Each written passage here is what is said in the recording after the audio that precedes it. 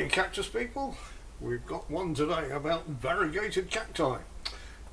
This is something I've been planning on doing, but it's been brought forward because of a query or a post last night from one of our viewers, Annie K.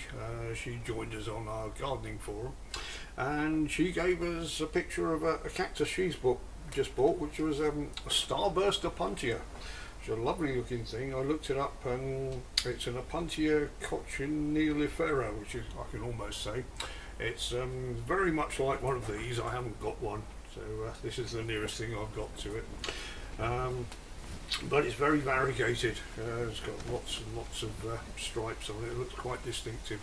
So this is a bit spiky, so I'm going to put this away now. But I don't know if you remember, a year or so ago we had some variegated Opuntia monacanthas, which we put into various pots. Some of them had more variegation than others, so we'll look at those in a minute. I'll just explain about the monacanthas first. Now, this is the original monacantha without the variegation. You can see quite thin and prone to growing quite tall. It will form a central trunk eventually, but one or two spikes, monacantha, one spike, so it's not absolutely covered in them. And here's some with the variegation. There you can see the little spots there.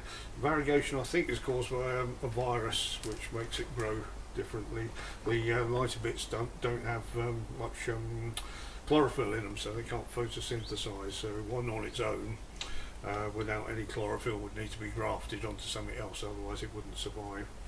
It wouldn't be able to produce its own food. So, and here we've got a slightly bigger one. You can see the very thin growth on these. Again, little splashes of variegation over there, but nothing too dramatic. What I noticed last year, and you may recall the video, we found one which are called Blondie, which is this one. On one side it was totally white, there's no green in that at all.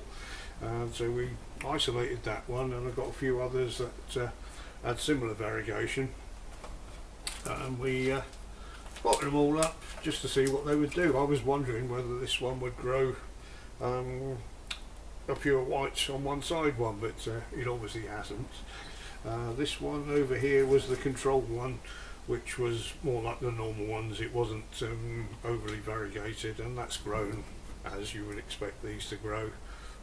Just little flecks of variegation, so put that to one side. And the Blondie one we'll put there. As you can see out the top, it's got quite strong variegation, but not totally white like that one. However, one of its friends, and I'll put the close-up at the end, has grown a few pads on the top.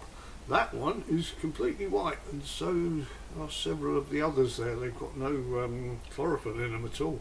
So I might actually try and take some cuttings off of these and grow those on. But I say that will probably need to be grafted, so I might have to leave this on until it's a bit bigger, and then big enough to graft onto another one. If I did it now, it'd probably die. So, but that's interesting. I wasn't expecting that. And that's something. Well, if you don't do an experiment, you don't find out. The others, again, nothing to write home about. They've got more variegation than the other monacanthas, but nothing spectacular.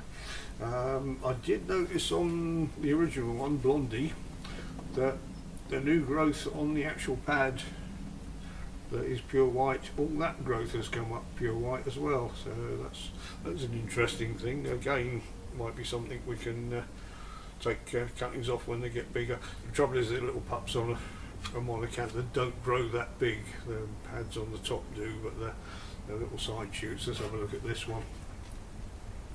See, they're going to take quite a while to get to a size where you can actually graft or take them off. But probably take those off as cuttings, but the smaller it is, the longer it takes to root, or the less chance it's got of surviving. So just a bit of interest, and I hope that that's of interest to Annie K. I'll say she's a reasonably new viewer, and she seems to like both the Cactus channel and Ziggy's Coast and Countryside channels. If you've not seen that one, get over and have a look at that one too. So, thank you all for watching. Well, I hope that's confused all of you. It has me.